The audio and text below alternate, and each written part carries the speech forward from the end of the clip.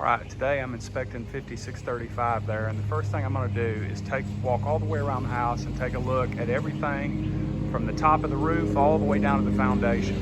Now you can kind of see up top there, we actually have a solar water heating system, so that's a panel up there. You can see the plumbing running to it.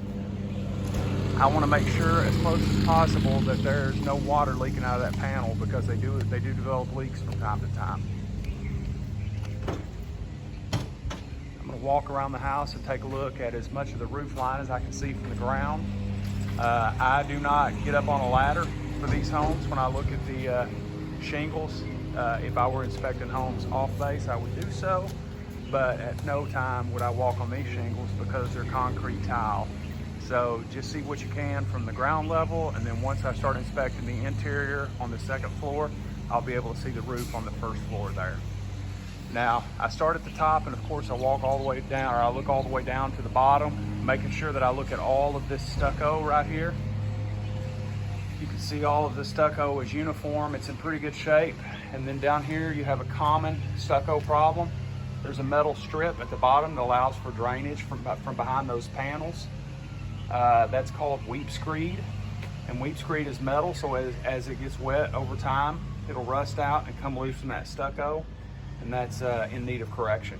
Now you can see right there, right in the middle of the screen, there's also a bit of spalling on the foundation. That's not really structural, it's just when a bit of rebar rusts out underneath and causes the foundation to pop about a ½ inch of concrete off, kind of like a scab. And here you see one that's not popped loose yet, but it's definitely bulging out.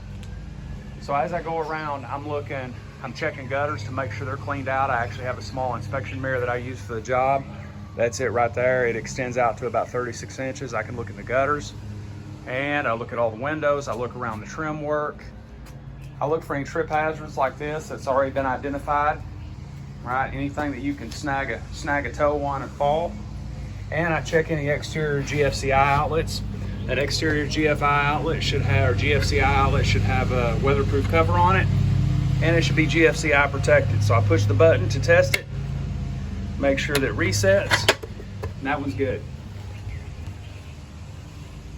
I walk all the way around the house and do the same all the way around the house, looking from top all the way to bottom down to the foundation as I go. Ideally, you want to step as far away as you can from the house because it gives you a better perspective of the roof. All right, so the last thing I look at in my exterior inspection is I look at the condition of the AC condenser.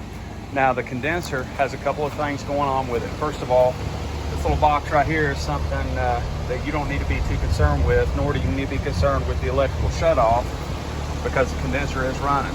What you do need to be concerned with is this line set right here. All right, you have one line called the suction line, which is insulated. This one is open on the back, so I'll make a note of that. And then you have what's called the liquid line, and that should be just a little bit warm. All right, so you have your line set going into the condenser. Now you want to make sure that the individual coils on the condenser, which are all these little fins that you can see, you want to make sure they're in pretty good shape. You see right there's a little bit of damage, and then over here on this side, you see some minor calcification and even maybe a little deterioration on the bottom when you get over here to this edge. So you want to make sure that that condenser is in pretty decent shape. This one seems to have a few more years left on it. And if you can locate a water heater outside of the home in an external closet, I typically include that in my external inspection as well.